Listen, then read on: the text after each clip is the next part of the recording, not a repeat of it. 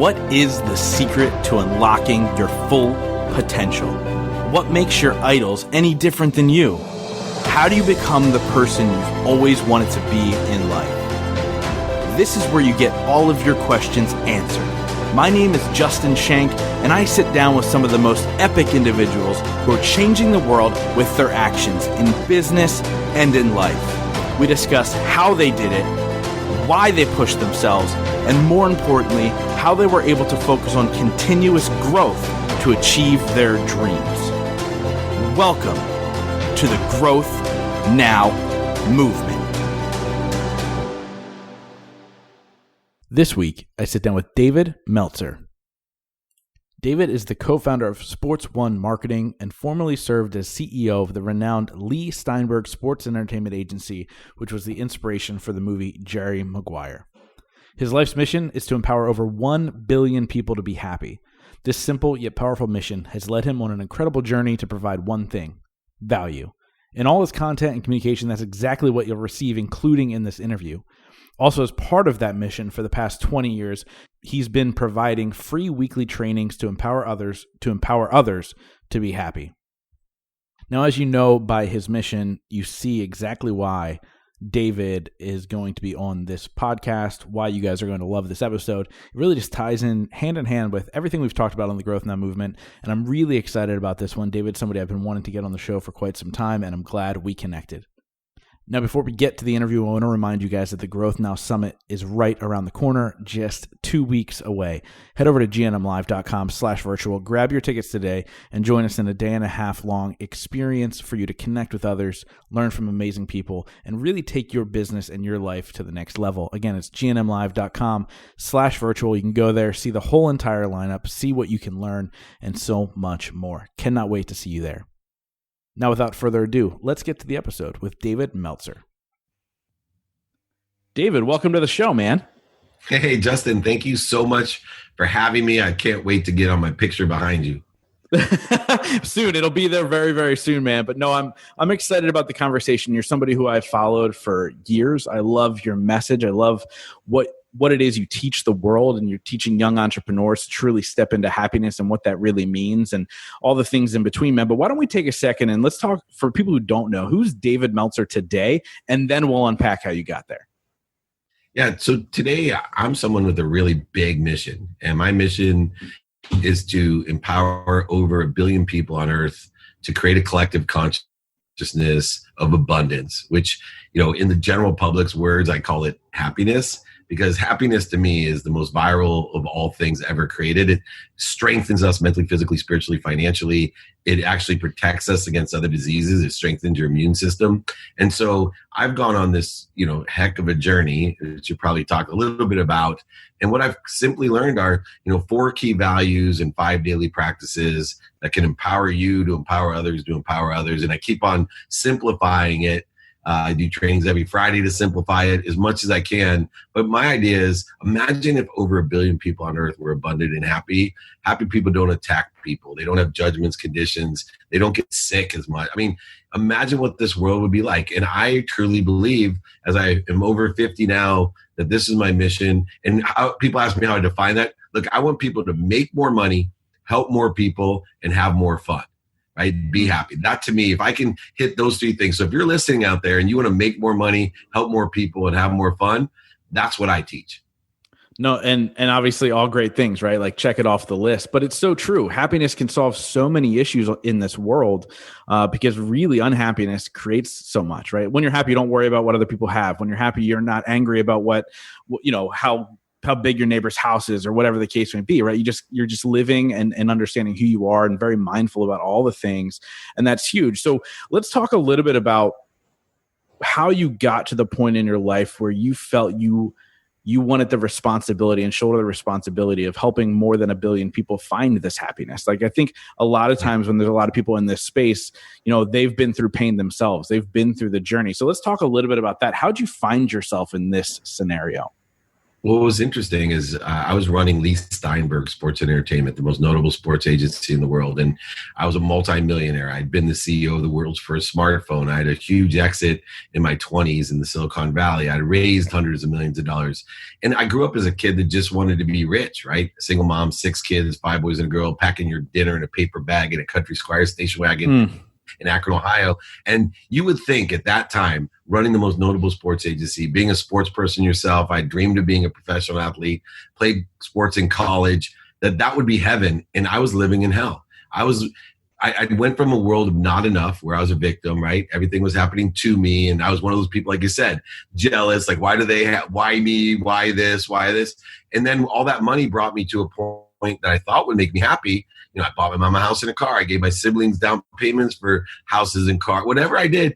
But you know what? I was surrounding myself with the wrong people, the wrong ideas. I was buying things I absolutely did not need or even sometimes want. And I was doing it all just to impress people. And most of them I didn't even like. And so 2 years, 2006 came, 2 years before I went bankrupt, my wife, who actually today's my anniversary, 23 years with the most extraordinary woman in the world, and so blessed, who I met in the 4th grade. So to me, it's Kismet and fate. And happy anniversary.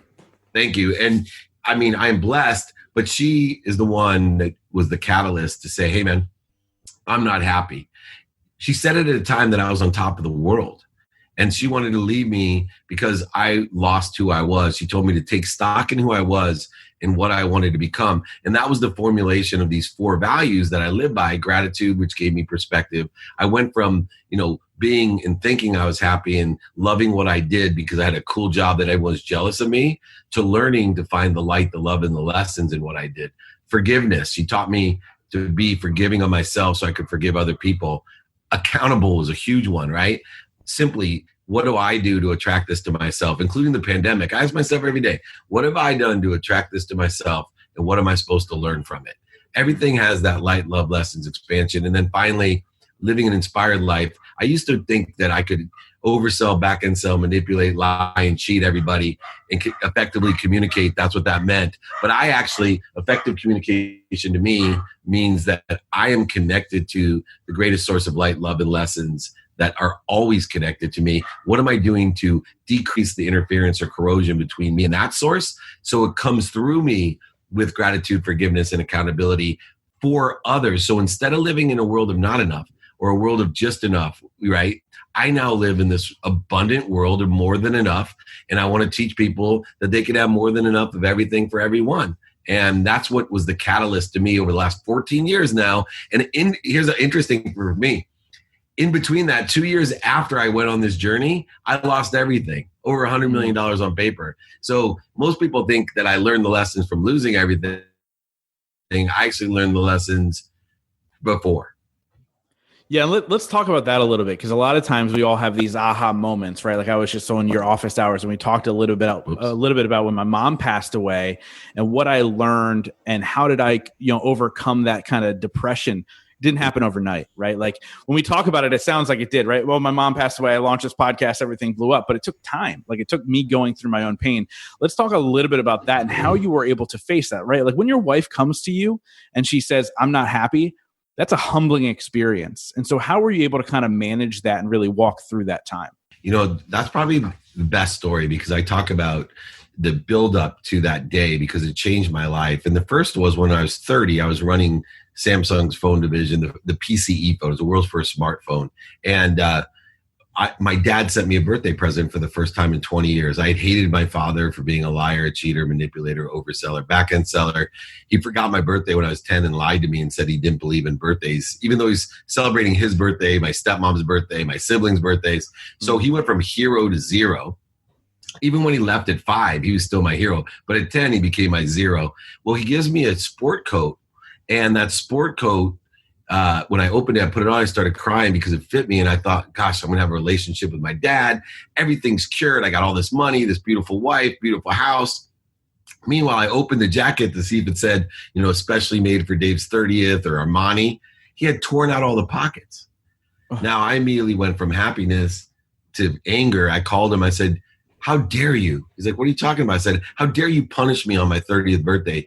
He's like, what do you mean punish you? I said, why would you give me a jacket I can't wear? He said, oh, it's not for wearing. I said, what's it for? He said, it's to remind you that you're just like me. And I immediately cut him off. I'm like, I'm nothing like you. What do you mean I'm just like you? You're a liar, a cheater, manipulator, back-end seller. I hate you. He goes, David, money cannot buy you happiness. I want you to hang that jacket in your closet. Every day I want you to look at it to remind you money can't buy you happiness. This is a jacket with no pockets to remind you you're not going to be the richest man in the cemetery. You can't take anything with you when you're gone. And I hope years and years and years from now that you're buried in that jacket with no pockets because you've given everything away. And I told him, man, I am nothing like you. You're so lost. I hate you. And I hung up. 2 weeks before that incident with my wife, my best friend, Rob, who ironically in the fourth grade, we were best friends at sixth grade camp. He asked my wife at sixth grade camp, will you go study with Dave? He's too chicken to ask you. And she said, no, tell him to ask himself. And then he embarrassed me. He's like, dude, she said no in front of everyone. I threw an egg at my wife for embarrassing me. And I was in love with her in sixth grade. She took me years to get back with her. Well, anyway, I take Rob. I'm running Leigh Steinberg, the sports agency, right? It's 2 weeks before my wife telling me, she's not happy and putting it all on the line. Well, Rob, I invited to the Masters. I was like, dude, let's go to the Masters. We go with Warren Moon and Chris Carter. We go behind in the cabins with Curtis Strange. I'm going to give you the time of your life. It's the best event in the world. And he looks at me stone cold. I'm not going. I was like, what do you mean you're not going? He goes, I don't like who you hang out with and what you do. I said, come on, Rob. I'm not doing what those guys are doing. He's like, Dave, you can lie to me, but don't lie to yourself. It really hit me because there's a book out there called, Don't Take Yes for an Answer. I've been taking yes for an answer for decades. I've been taking yes for an answer because I had a lot of money and I gave it away to help people and everybody was using me and I didn't like myself, all these issues, right? Now I come home after lying to my wife 5:30 in the morning with partying with Little John at the Grammy Awards. And that's what she tells me. She's not happy. I wake up the next morning and I'm going to get divorced. I'm looking for a lawyer. I have a need to be offended, a need to be right. I'm like, literally, oh yeah, money buys happiness. I'll take all your money. That jacket my dad gave me, it was like, staring at me in the closet. I'm looking and I break down crying. I'm like, holy crap. I'm the liar. I'm the cheater. I'm the back end seller. I'm my father. I'm exactly my father. I hate myself. I don't hate him. He was trying to warn me 6 years earlier. That jacket is the catalyst for me to take stock in my values, gratitude, forgiveness, accountability, and inspiration. And then over the last 14 years, I'd always done free trainings on Friday. I did sales trainings to help people. That was my expertise, really. Sales, raising money, equity. Well, it then shifted to the 5 daily practices, ultimate ego practice, a practice ending fear, time management, student your calendar, being present, doing it now, asking and attracting, right? Which is more the pitch and the sales. And I do all those. And then taking inventory of my values. So I, over the last 14 years, have been more interested than interesting, doing research so that I can effectively communicate, clearly communicate at the lowest vibration, at the easiest to understand way, real simple techniques, how to make more money, help more people, and have more fun. And that's it. And I love it. And there's so many good lessons in that story because, sometimes the universe is giving us signs and we're not awake enough to understand what's happening and it's going to keep knocking at your door, right? You're just going to keep getting these lessons. And it's kind of a good example of people who listen to podcasts regularly and then don't take action, right? Like you can listen all you want. You can get the motivation, you can get the quick hit, you can feel good. You can listen to David talking about all these great things, but if you don't take action, nothing's actually going to happen. So let's talk a little bit about how you were able to take action after that to really begin to repair your marriage and repair your ego with everything that you were going through. Well, it all started first with the understanding of the law of attraction. And the problem I had with the law of attraction was, what I paid attention to, focused in on vision boards, all that was supposed to create the coincidences in my life. And it wasn't really working. And then I realized that I'd always been the burro, the little mule, the little train that could. Everything that I did, I may not be as talented, smart, or intelligent, but I could outwork you. And so I came up with the idea of intention, the aggregate of what I think, say, do, believe, and the characteristics I have, obsessions, addictions, and the quantum potential that I carry. And I was talking to John Asseroff, who was in the movie The Secret, about the vision board and about law of attraction. And he looked at me, he goes, I don't believe in the law of attraction, Dave. And I'm like, whoa, what do you mean? He goes, I believe in the law of Goya. I was like, what's the law of Goya? He said, get off your ass. He's all, that vision board's no good unless I have intention, unless I get off my ass. And so I became these daily practices that are very pragmatic. I study my calendar to be productive, accessible, and gracious, right? As much value as I can provide. I study what I have planned, what I don't have planned, and my sleep. I'm a scientist of productivity, accessibility, how accessible am I to others, and how do I access what I want? Receiving is a big part of action. Right? Most people think they're super philanthropic and humanitarian because they give everything. You can't give what you don't have. So you better be focusing on what you have first. Then you can give. Right? People right now give me a little bit of slack sometimes, like, you're so happy and positive during these terrible, terrible times. I'm like, whoa. Why is it terrible, terrible times? And two, I cannot be poor enough to make you rich. But I promise you, I can be rich enough to make you rich. I can be rich enough to make anybody rich. So I'm going to be well enough to make you well, rich enough to make you rich, smart enough to make you smart. I'm not going to be sick enough to make you well. I'm not going to be poor enough to make you rich. And I'm not going to be stupid enough to make you smart. So those are the things that I'm focusing on in a lens of productivity, accessibility, and gratitude. And that's what I utilize, these daily practices of taking inventory of my values every day, knowing my what. Not my why. I'm a what guy. I want to know, how can I make more money, help more people, and have fun? What is it I need to do? And that's my objective for the day. I'm not afraid of being a hypocrite. I'm not afraid to come on your show next time, Justin, and you be like, dude, this is exactly the opposite. I'm like, yeah, I know, because I don't know what I don't know, and I'm learning and growing and accelerating. I'm not one of those people that I'm going to be the same interview every time you get me, because I'm learning and I change my mind to best suit my values, to best suit and align with what I'm trying to do, the what.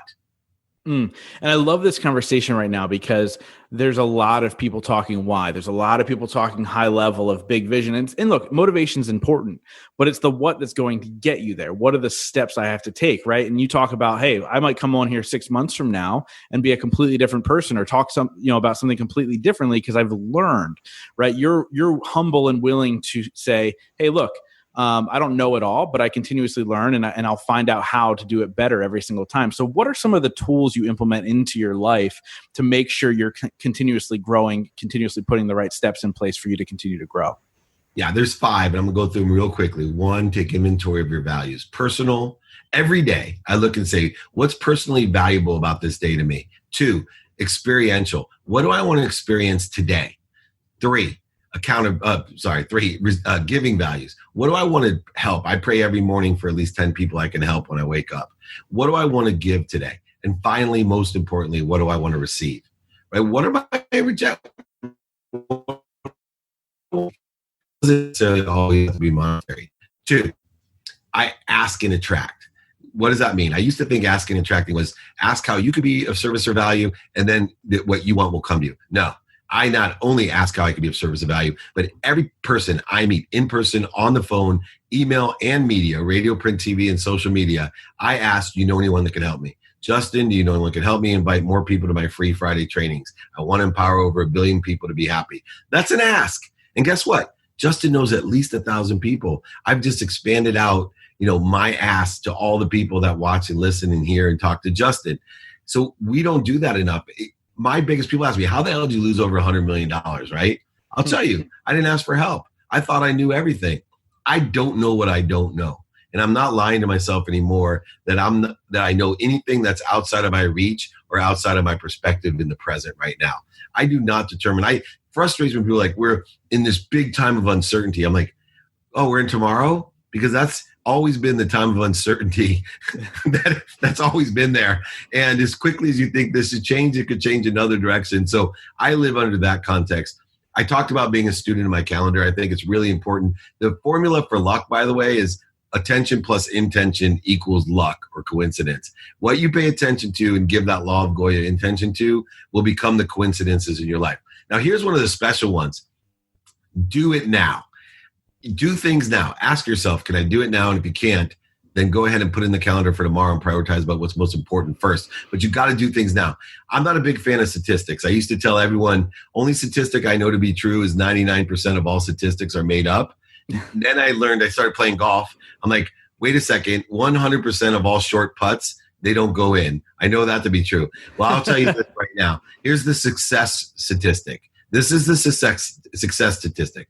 100% of the things you do now get done. The difference between successful people and those who aren't are people that are successful get things done. So do it now. And then finally, my life's journey is relying upon practicing ending fear, which is a 4-step process. 1, identify the primary and secondary things you're afraid of: the need to be right, the need to be offended, separate, inferior, superior, anxious, frustrated, guilty, resentful, angry. All of those things just create interference, void shortages, and obstacles in your life. So if you can, number 1, identify; 2, be a ferocious Buddha and stop ferociously when you're accelerating in the wrong direction. Today's my anniversary, and as happily married that I am after 23 years, I've wasted so much time, emotion, money, and resources accelerating in the wrong direction over dumbass things like, you went the wrong way, you forgot to get me, no cheese on my quarter pounder. These are things that have almost caused me divorce so much because they escalate and accelerate in such the wrong direction. So stop, breathe. Don't put the cheese on the quarter pounder, breathe, get back to center and say, thank you so much for getting this for me. I can't believe that they never get my order right. I though appreciate so much you trying to do that for me. Man, will your life be easier? So inventory of values, ask and attract, doing your calendar, do it now and practice ending fear. And I promise you have those 5 daily practices combined with gratitude, empathy, accountability, and inspiration. You will make more money, help more people, and have more fun. And I'm happy to teach it for free on Fridays. Yeah, I love it for sure. Like behind your head in your office, it says money doesn't buy happiness on a $100 bill, right? And so let's talk about that for a second, right? There's a driving force behind what you teach is how to make money. So if money doesn't buy happiness, we talk about it being the resource of.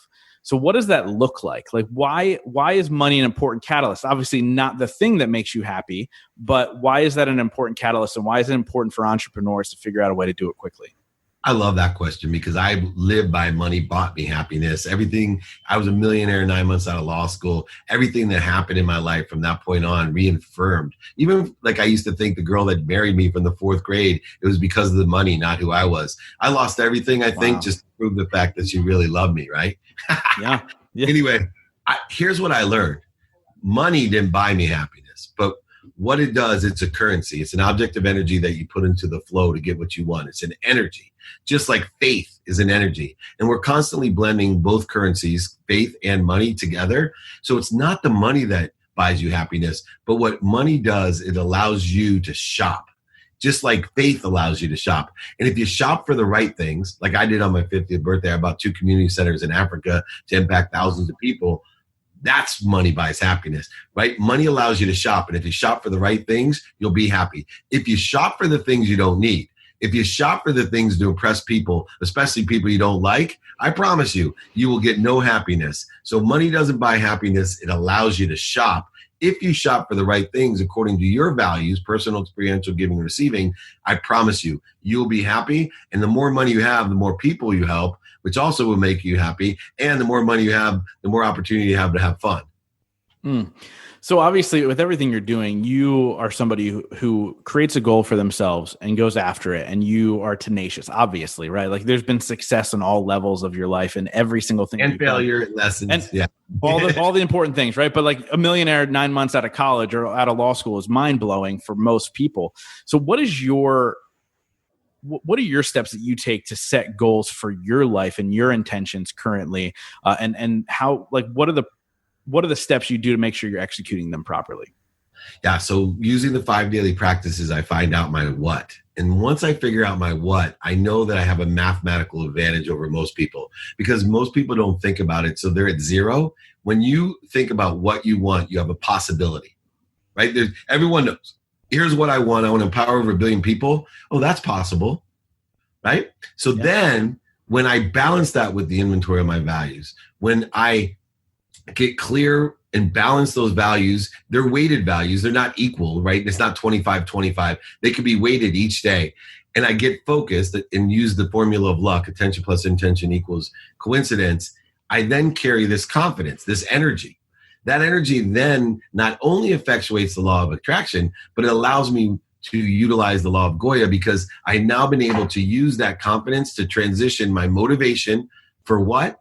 Into inspiration. So now it goes from getting up, getting back up, getting started, getting back started, into a process of clearing the connection to what already exists, right? I'm living my life in between limitlessness and infinity just for an instant. And so by doing that, I'm allowing myself to have this corrosion, interferences, voids, and shortages all removed, which then takes my possibility, now that I'm inspired, and become a probability. Remember, mathematical advantage now. A possibility to a probability, I've taken another mathematical leap, and I haven't done anything except for shifted my perspective. Then comes the hard part. The law of Goya kicks in from probability to reality, probability to perspective. You need to, one, have a strategy. I connect the dots backwards. I ask for help. I'm a student of my calendar. I do it now. These are all strategies. Then strategies are no good in the law of Goya without discipline. So I talk about happiness being the enjoyment of what? The consistent, everyday, persistent, without quit, pursuit of that what. So I make sure that I have the discipline, because I know how the conscious, subconscious, and unconscious mind works in a continuum, that unless you do something every day, you're not going to get exponential results or acceleration. If I have the right strategy with the right discipline, it elevates my awareness, my vibration, so that things become simple. I'm in the flow. So that's what takes the probability into reality of perspective. That's exactly how I took, for example, people say, you're crazy. How are you going to change the world with a collective consciousness of happiness? I'll tell you, I'm going to find 1,000 people like Justin, and I'm going to teach him about the 4 key values and the 5 daily practices. And he's going to go ahead, he's young, he's going to find 1,000 people that he's going to teach 1,000 people. 1,000 times 1,000 is 1,000,000. 1,000,000 times 1,000, 1,000,000,000. And after people hear this interview, go ahead, email me at david@dmeltzer.com, david@dmeltzer.com. If you don't believe that in my lifetime that I can find 1,000 guys like Justin to empower another 1,000 to empower another 1,000. I promise you, 99% of the people were like, heck yeah, you'll easily find someone like Justin again and again and again. And that's how you do it. No, and I love that. And that's something that I talk about very often, because look, we all have big, audacious goals, right? Like 1 billion's a lot. It's a lot of people. But if you break it down step by step, it's so much more attainable. Like when I was on your office hours, I talked about the power of 1%, like making those 1% adjustments every single day towards your goal. You're going to get there at some point, right? We talked about the compound effect, and we talked about all that stuff. And that's essentially what you're doing. And you're ticking it off. Like you had an interview right before this. You have this one. I'm sure there's one right after me. And it's that, it's that constant drive, but it's tied to what's really, really important to you, what's going to make you happy. And that's really your driving force, which I love. So a question that I ask, I used my interview with Brett Favre to warm up with this. So you had the opening act with Brett Favre so I could get to you. Look at that. Yeah. Well, your assistant said Hall of Famer, and I was like, I wonder who he was talking to. So now I know. So it was Brett Favre. Not bad. Not a bad conversation to have. That's cool. But honestly, like I love having these conversations on this podcast, because I get the opportunity to talk to successful people just like yourself every single day, right? And it's created a great opportunity for me to learn and continuously grow as an individual as well. But one question I like to ask every single person is, what is your definition of success? And what are 3 things you do daily, 3 actions you take daily to ensure that success for yourself? Yeah, so success for me is being able to enjoy the consistent, persistent pursuit of my potential. It's that enjoyment piece. People can be consistent and persistent, which pursues their potential, but they're miserable. I want to be the person that can find the light, the love, and the lessons in that process. And the 3 things that I do, which we've gone over really, is number 1, I think, meditation is the first. So I used to, when I was in law school especially, I lived what I called the myth of Sisyphus. I'd wake up every morning, and being the little mule that I am, the little train that I am, I would push this big boulder up a hill all day long. And then when I woke up the next morning, it was back at the bottom of the hill. Meditation allows me to plateau and grow. Right? No longer am I living the myth of Sisyphus. I plateau and grow because I have a baseline of the highest frequency every morning. With that, then, I utilize my 4 values in that meditation: gratitude, forgiveness, accountability, and effective communication. And the third thing I do is my 5 daily practices. which once again is inventory value, asking, attracting, studio calendar, do it now. And of course, the major one of practicing ending fear. That guarantees that I'm able to clear the interference in my life, to have the right perspective, to implement this, write this down. I implement rule number 6 because of this. Rule number 6 is I don't take myself so seriously, right? It's not a big deal. I'm sitting somewhere for an instant between limitlessness and infinity. So I can't take myself that serious. There's a billion different variables in my life. So there's no way I know anything beyond what's happening right now and what's within my reach, and try to predict tomorrow or 10 years from now or try to control it just lacks faith. And so I go ahead and, as much as I am a pit bull and a little, ferocious Buddha, I allow things to happen in my life. I love it. So we live in a world now where people have limitless opportunity to learn and grow, and they have an opportunity to learn directly from you for free every single week. So where do people go to really kind of tap into that and start to learn from you for free every Friday? Yeah, it's dmeltzer.com/training, or everybody can always email me. I answer everything, david@dmeltzer.com. I do have a text community if you want to get free guides, books, all that stuff for free as well. And that's 949-298-2905. Just put it in the show notes. Go ahead, reach out. I'd love to share and empower you to change your life and other people's lives. I love it. So what can people look forward to in the free trainings on Friday? Oh man, we do everything, like I said, from ultimate ego to pitch training to sales training to BYOQ every month, which is bring your own questions. I'll bring the answers, which is one of my favorite trainings every month that we have. I'm doing margins of millionaires, how to buy low and sell high this week. Just pragmatic side, but trust me, any pragmatic advice give you, like I did today, will always be tied into a higher source of energy, vibration, or frequency to not only give you the roadmap, but to give you the heart, soul, and desire to must be what you can be, so you make it happen. I love it. And guys listening, like I said earlier, there's 2 things you can do. You can continue to tap into this podcast every single week, and please continue to do that. You can keep doing that, but then the important part is to take action. And David's giving you an opportunity to find out how to truly take that action. So make sure you go over there and sign up and get all the information and ask him the questions. And look, this guy clearly knows what he's talking about. So make sure you do that. And so David, obviously this podcast is called the Growth Now Movement. And I wrap up every single interview with this question. And that is, in your life, what has been your biggest moment of growth? Wow. I would ready for that. The biggest moment for growth is when I'm able to be the ferocious Buddha. And I'll give you a quick example. This morning, it's my 23rd anniversary. I'm carrying my green screen. We're going to the beach house. It's birthday and anniversary week for my wife. And she's been waiting for 5 minutes, and she's sitting on Instagram doing whatever. And I'm about to drop, 18 things that I'm carrying. And she rolls down the window, and I'm about to be frustrated and to project my insecurity onto her. And I stopped. And that process, and it's one of multiple times, I always, right? It may have taken me a year, but I would get back to center. My biggest growth is that it now takes me minutes or moments to get to peace. Through that practice of ending fear, being a ferocious Buddha. And I pray for everyone to have the same blessing that I do, to be able to only spend moments in fear-based, anxiety-based, interference, corrosion, void, shortages, and obstacles. Don't make life so difficult. Live in peace. Do your best. Live to your potential. I love it. David, this conversation has been absolutely phenomenal. And I just want to thank you personally for doing what you do, for impacting the world, for continuously pushing forward, being that ferocious Buddha, and, obviously helping individuals get to where they need to go. Because look, people who lack direction, they end up in a really bad place a lot of times. And you're somebody who's giving them that direction and those steps they need to take. Man, just thank you so much for being you. Well, thank you. And thank you for being one of my 1,000. And remember, everyone, be kind to your future self and do good deeds. Love it. Thank you guys so much for being a part of the Growth Now movement. This is how you can really help me out. If you guys enjoyed this episode, please share it out on Facebook, Instagram, Twitter, all that fun stuff. And let's grow this movement to epic heights. And it's all going to be because of you guys. Thank you so much. And we'll see you next week.